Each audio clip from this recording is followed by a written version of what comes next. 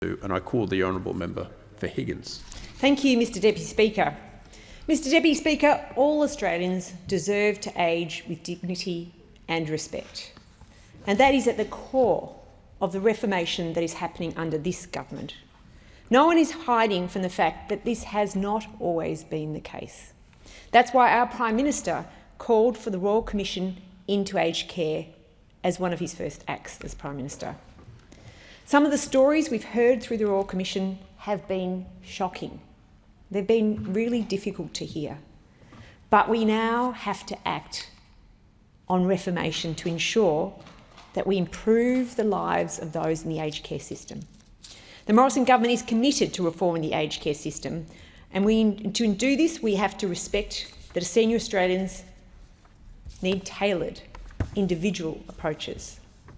This bill will deliver the first stage of the aged care reform program in response to the Royal Commission.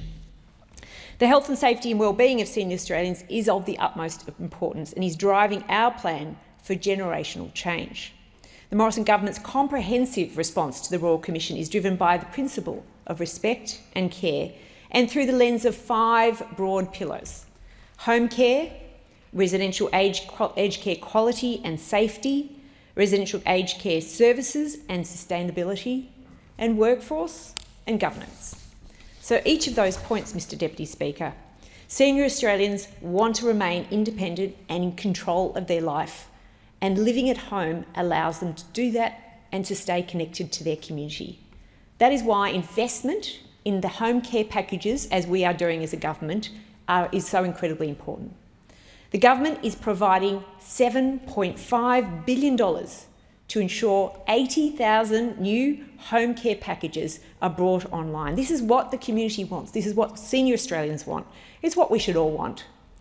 It will provide increased support for informal and family carers, support for senior Australians to find the aged care services they need, and provide increased aged care quality and safety commission checks, and provide transparency pricing to ensure value for money. Mr Deputy Speaker, the My Aged Care website and contact centre will continue to be a key entry point to help those who are ageing and their carers navigate these complex systems. Secondly, the residential aged care services and sustainability pillar.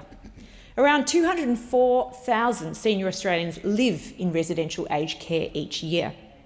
The government will invest $3.9 billion over the next 4 years to increase frontline care.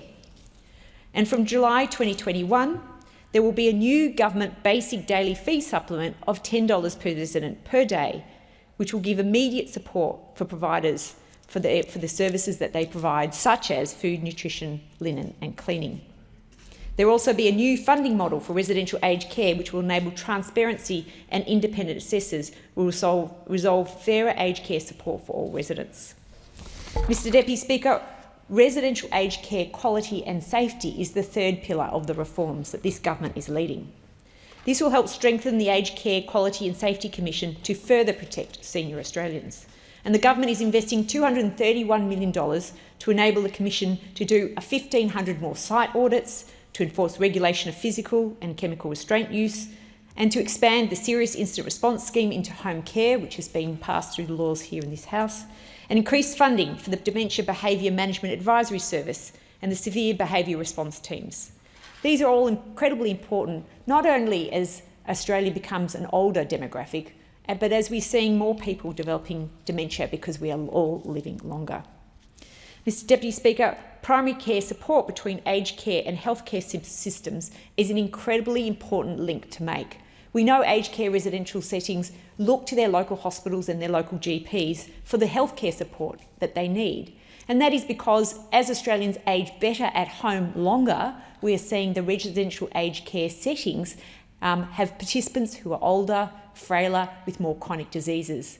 And as we've seen last year, never has it been more important for that connection between residential aged care settings and their local healthcare providers. So the government is providing $365 million to boost the aged care access incentive and increase GP face-to-face care.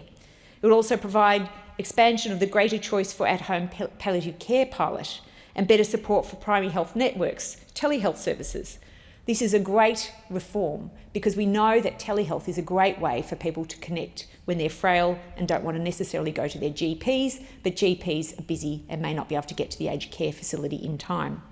These initiatives will also produce better data and evidence for workforce planning, because as we go forward, we know there is an increased demand for the services and we need to therefore train people ready for the next stage of increasing our workforce. And that leads me to the third plank in these aged care reforms, and that is workforce. The Australian Government is growing the home care workforce by 18,000 new personal care workers, with $135 million to provide additional financial and support and incentives for registered nurses. We want to incentivise nurses to enjoy caring for older Australians and to recognise that with regards to our incentive payments. And we want to grow and upskill the workforce, increase places in the aged care transition to practice program and aged care nursing scholarship program. We want to fund 33,800 training places for more personal care workers to gain a Cert 3 or Certificate 3 in individual support for ageing. And we want to give palliative care and dementia training to workers because, Mr Deputy Speaker, we know that 50% of those in aged care facilities have some form of dementia, and every worker in those workplaces needs to know how to deal with that special need. Lastly, we need to look more at the governance, and there's a new Consumer-Focused Aged Care Act which will underpin these generational reforms. The Australian Government will invest $30 million to support aged care providers to improve their governance and meet stronger legislative obligations.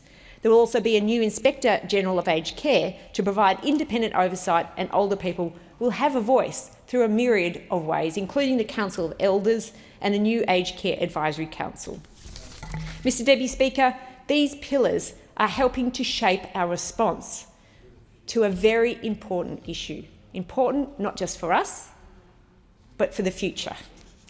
One of the first steps we need to see is addressed is the use of restraints in aged care. The bill before us clarifies the requirements that approved providers must meet in the use of restrictive practices. I'm going to go all the way. This is an important step in eliminating the inappropriate use of restrictive practices. And it's through these tighter requirements that we'll be able to ensure providers are providing the best care. Mr Deputy Speaker, there are many new powers that the Department of Health require to ensure the safety of those in aged care. But this bill will also repeal the requirement for the Minister to establish the Aged Care Financing Authority known as ACFA. It also commits to the new budgetary outline that I've already outlined before. We're investing $3.9 million, as I said before, and in the number of care minutes for residents in aged care facilities mandated at 200 minutes per day. It's a very important initiative. Mr Deputy Speaker, the bill before us is the first step in the government's 5-year, 5-pillar aged care reform plan, addressing home care, residential aged care services and sustainability, residential aged care quality and safety, workforce and governance. We understand that the world is ageing around us, and it's very important that we all are going to age, because the alternative is something not worth thinking about. Thank you, Mr Deputy Speaker.